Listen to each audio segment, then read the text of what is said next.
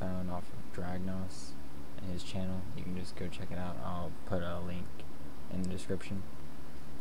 But basically the problem was for people, especially me actually too, was that if you were on a specific team and you entered the area that was supposed to be no PvP, and then left, you wouldn't be put back on your team. In the video he shows that you get switched between two different teams, and in this video I'll actually show you how to set it up to where it'll actually put you back on your team. In the last video I actually did it by creating separate dummy variables for each team, and this one we actually just go ahead and make one dummy variable, which is called team ID. So you're going to want to set that up. Just go ahead and scoreboard objectives, add team ID, which is a dummy variable, and depending on what team you're on, it will depend on what team ID. So team ID 1 is going to be assigned to team blue, which team blue again is not just the fact that it's a color blue. It can be any team. It could be team Bob, team Joe, and then those could be whatever color you wanted.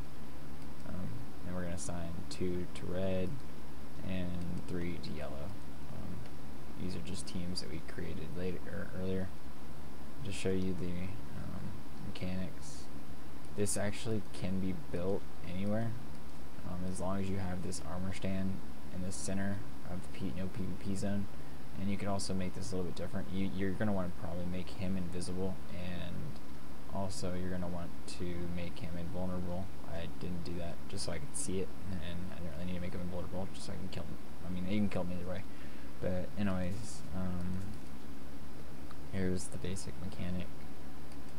It's doing the same command we were doing last. It's executing it, and it's actually executing at the entity, which is the center, which is that guy right there. It's that armor stand. Oh, I don't need to fall off the world. Alright. There we go. Anyways, so we're executing at the armor stand, and the reason we're doing that is so we can actually identify the center of the PvP or anti-PvP zone. If you don't do that and you were to just use radius from these blocks, it's going to be off, so this just makes it more consistent. And we're going to then, after executing at that entity, we're going to execute at all players. Actually, technically I think it might be all entities also. We're going to execute at all players that are outside of the radius of 6 from that block, and if their team does not equal blue, we're going to and their team ID also equals 1, we're going to go ahead and set their team to blue. And again, you don't necessarily need that or that, but I've seen people do it, and I could understand why you'd want to do it. It's just to ensure that you're selecting the correct player.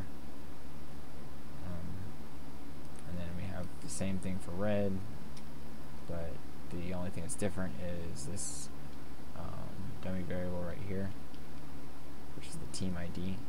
We've now said that if their team is not equal to red, and if their score for team ID is equal to 2, we're going to go ahead and add them to team red. Again, the reason we're checking for their team or not equal red is just so that if they are on the red team, we're not actually trying to re-add them to the red team. And I'm pretty sure that would result in it failing every single time, which this just prevents it from re-executing. I don't know if that's going to make it any better, but I would assume it would. And then you have the yellow one, and you can do this for as many teams as you possibly want. We have a fill clock, which is just running this clock. If you don't really know about them, you should probably look them up. Those are the commands.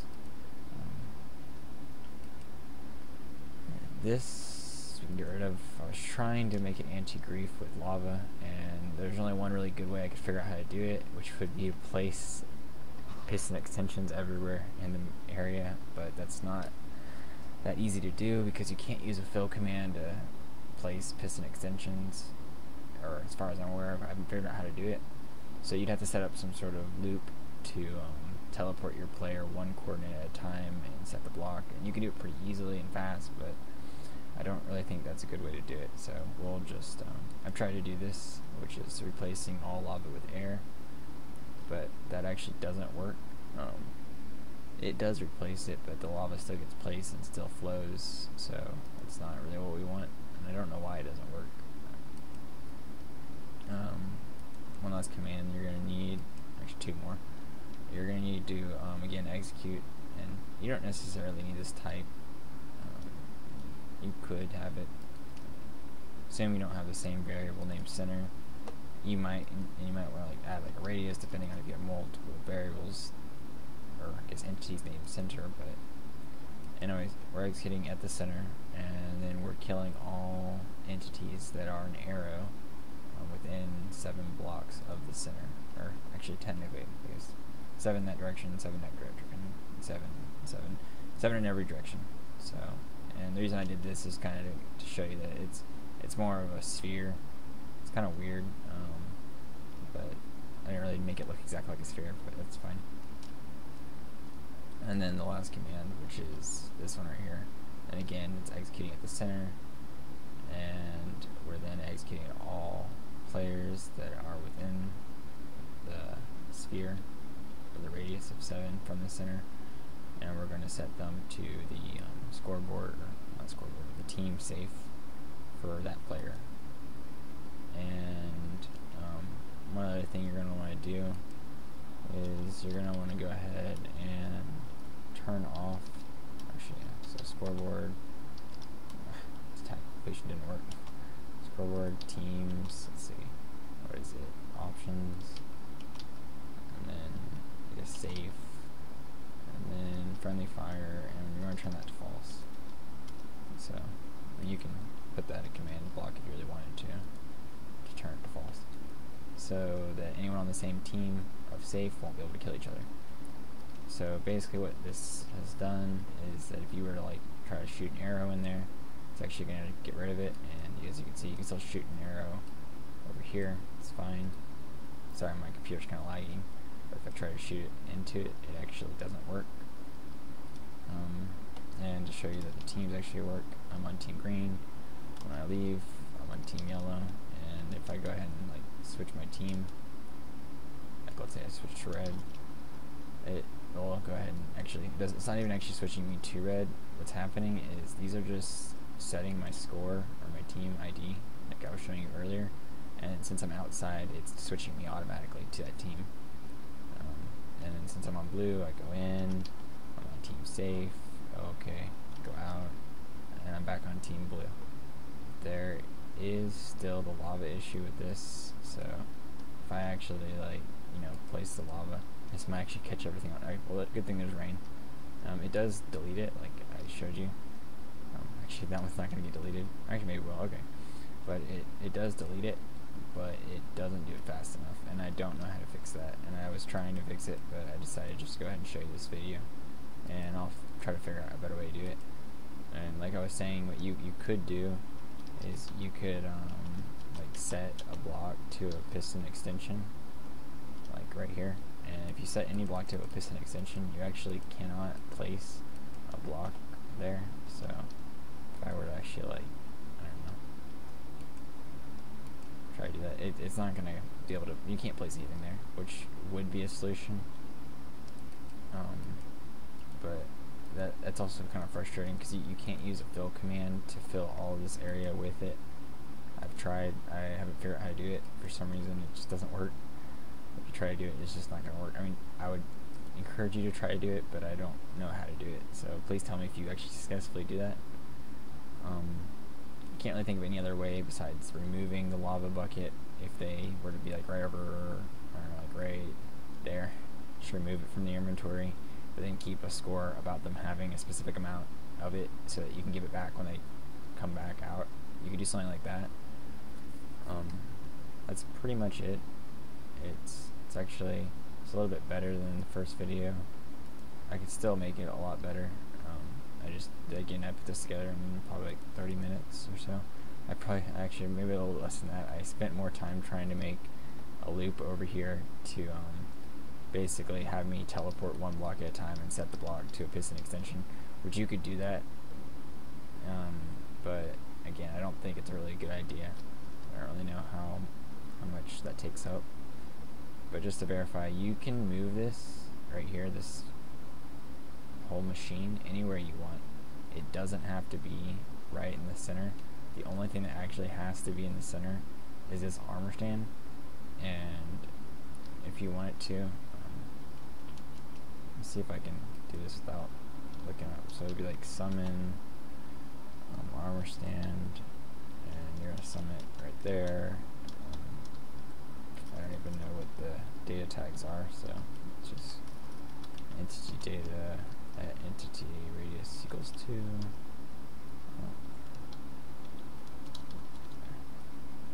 Of course, I'm getting 2 entities for some reason. Okay. Anyways, so what you're gonna want to do is when you summon this armor stand, you're gonna want to set some specific variables to, like, let's see, invulnerable. See it right there? See how it says invulnerable? You're gonna want to set that to 1 or 1B. Just 1 is fine. I'm pretty sure that still works. And you're also gonna want to set invisible to 1, and you're also gonna want to set a custom name, which I'll show you how to do that in a second. And one other thing is no gravity. Where is that? I don't know if I see that in here, but you're probably going to want to also set no gravity to, yeah, right here, no gravity to 1. So you're going to want to set all those to 1. There's a few ways to do that. You could actually summon it with these data tags already inside, like right after the summon command. Just in case, I'm going to put the B, but I don't think you actually need it. Let's do 1B.